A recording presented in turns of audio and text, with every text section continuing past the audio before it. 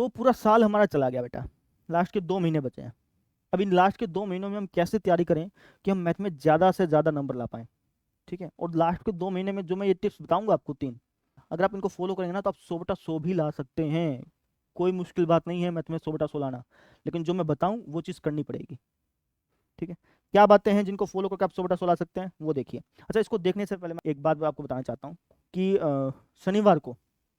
शनिवार को मेरी अनअकैडमी पर स्पेशल क्लास है, ठीक है। अनअकैडमी पर स्पेशल क्लास है जिसके अंदर मैं आपको पूरे मैथमेटिक्स में जो भी इंपॉर्टेंट सवाल है वो बताऊंगा, और साथ साथ में उनको उसका हिंट भी दूंगा, जिससे कि क्या होगा कि आपका 40 से 50 मिनट के अंदर पूरा मैथ जो है वो रिवाइज हो जाएगा। अब कहेंगे सर 40-50 मिनट में कैसे पूरे मैथमेटिक्स का रिवीजन कराओगे? तो भैया जैसे मान लो कि मैंने चैप्टर फर्स्ट में तुम्हें 4 से 5 इंपॉर्टेंट क्वेश्चन बताए, तो जब मैं वो इंपॉर्टेंट क्वेश्चन बताऊंगा ना, तो सिर्फ मैं आपको टिक टिक नहीं लगवाऊंगा, मैं आपको ये भी बताऊंगा कि भैया इस क्वेश्चन को हम कैसे सोल्व करते हैं, है ना। उस क्वेश्चन के पीछे सारी राम कहानी जो है ना वो बताऊंगा, जिससे क्या होगा कि आपको वो पूरा चैप्टर 1 मिनट में रिवाइज हो जाएगा। तो उस क्लास को देखना मत भूलिएगा, उसका जो लिंक है वो डिस्क्रिप्शन में, ठीक है। आपको कुछ नहीं करना, बस अनअकैडमी ऐप डाउनलोड करनी है, ठीक है। कल शाम 7 बजे वो जो लिंक है ना इस वीडियो के नीचे, उस पर क्लिक कर देना, आप खुद ब खुद अनअकैडमी पे चले जाओगे, वो फ़ोन नंबर मांगेगा, फ़ोन नंबर डाल देना और आप क्लास ज्वाइन कर पाओगे। बस आपको ये करना है, अभी जा करके उस लिंक पे क्लिक करके आप नोटिफाई पे क्लिक कर लो, ताकि जब 7 बजे क्लास होगी तो आपको नोटिफिकेशन आ जाए। अभी आप ये काम जरूर कर लें, ठीक है। तो अभी हम बात करते हैं कि भैया मैथ में 100 बटा 100 कैसे लाने हैं। देखिए, मैथ में 100 बटा 100 लाने के लिए सबसे पहला काम जो आपको करना है वो ये है कि आपको अनसोल्ड क्वेश्चन पेपर रट लेने हैं, ठीक है। अब रट लेना है, इसका क्या मतलब हुआ भैया?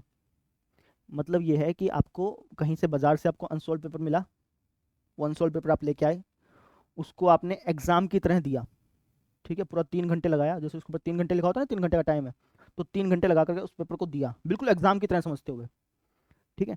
3 घंटे के बाद अपने आप को नंबर दिए, खुद से नंबर दिए, फिर देखा कि भैया ये क्वेश्चन नहीं आ रहा था, ये क्वेश्चन नहीं आ रहा था, जोन से क्वेश्चन नहीं आया उसको उसको फिर देखा कि इसको कैसे करना है, कॉपी से देख लो, वीडियो से देख लो, आपकी मर्जी है, ठीक है।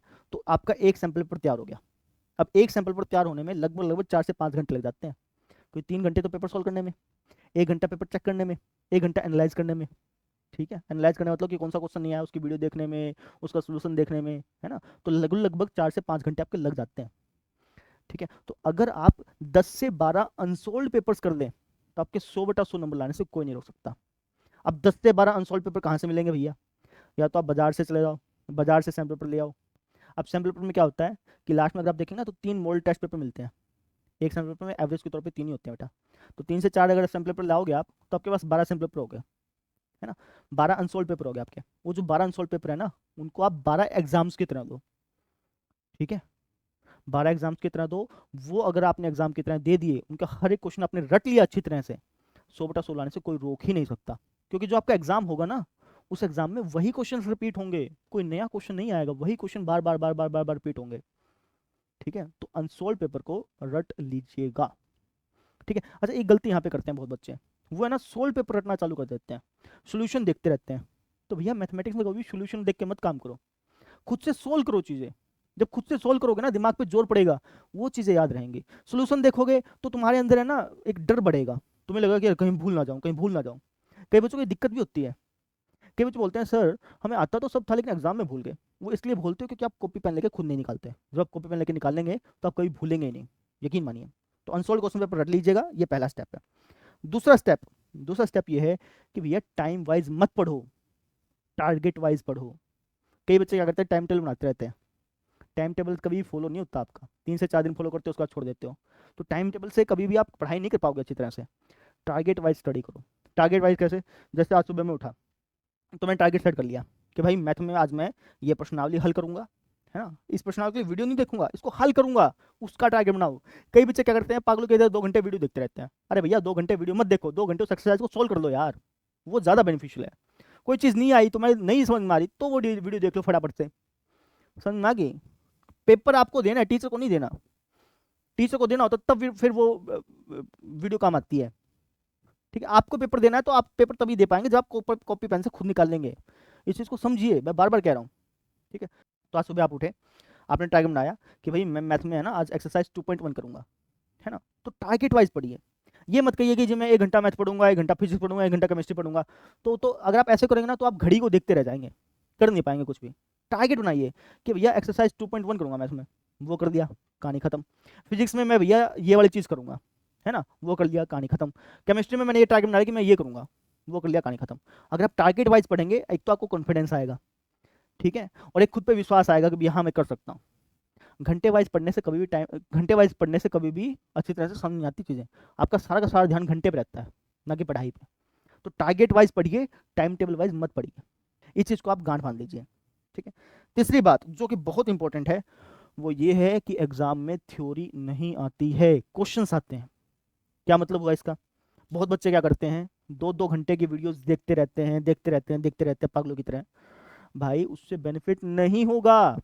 बेनिफिट होगा जब आप क्वेश्चंस निकालेंगे। रफ कॉपी लीजिए, उसको काली कर दीजिए पूरा। हमारे मास्टर कहते थे कि भाई क्वेश्चन निकालते रहो जब तक कि गोडे ना दुख जाए। ये जो गोडे होते हैं ना, जब तक ये दुख ना जाए, वो वैसे बोलते थे कि जो गोडे वाली जो पेंट होती है ना, जैसे आप पलाथी मार के बैठोगे तो ये घिसती नहीं है, तो वो ऐसे बोलते हैं, वो ऐसे बोलते थे हमारे टीचर कि भैया इतना पढ़ो, इतना पढ़ो, इतनी बार क्वेश्चंस निकालो कि गोडे गोडे तक घिस जाने चाहिए, ठीक है। कहने का मतलब ये है कि क्वेश्चंस निकालने से आते हैं, वीडियोस देखने से नहीं आते हैं। समझिए इस चीज़ को, ठीक है। अच्छा एक बात मैं आपको बता दूं कि जो भी यूपी बोर्ड वाले बच्चे हैं, बाकी बोर्ड्स के भी देख सकते हैं, लेकिन स्पेशली यूपी वाले बोर्ड वाले तो इस अपॉर्चुनिटी को मिस ना करें। जो हम सैम्पल पेपर करा रहे हैं ना, हम उसको कैसे कराते हैं, हम आपको सैम्पल पेपर देते हैं, उसकी पीडीएफ देते हैं, ठीक है। आप पीडीएफ देख करके उसको पहले खुद सॉल्व करो, उसके बाद जो सा क्वेश्चन ना हो उसको आप वीडियो में देख लो, ठीक है। वीडियो में हम जो क्वेश्चन कराते हैं ना, वो जब क्वेश्चन कराते हैं तो हम सारी बातें बताते हैं कि यार हमने उस चैप्टर में ये चीज़ पढ़ी थी, वो चीज़ पढ़ी थी। अगर आप मुझसे पढ़े होंगे ना तो आपको सारी बातें याद आ जाएंगी कि हाँ सर जी आपने ये बताया था उस दिन ये बताया था, सारी बातें याद आ जाएंगी, ठीक है। तो अगर आप यूपी बोर्ड से हैं, स्पेशली यूपी बोर्ड से हैं, तो जो हम सैम्पल पेपर दे रहे हैं उनकी वीडियोस को जरूर से जरूर देखिए, ठीक है। वीडियोस को मत देखिए भाई, गलत बोल गया मैं। जो हम सैम्पल पेपर करा रहे हैं उसकी जो पीडीएफ है वो आपको दी जाती है, उसको सोल्व जरूर करिए। सोल्व करने के बाद जो सा क्वेश्चन ना है उसकी वीडियो देख लीजिए, ठीक है। बहुत बेनिफिशियल चीज़ है और बहुत मेहनत से बनती है वो चीज़, ठीक है। लास्ट बात, और लास्ट बात ये है कि हमारी शनिवार शाम 7 बजे अनअकैडमी ऐप पर एक फ्री स्पेशल क्लास होगी।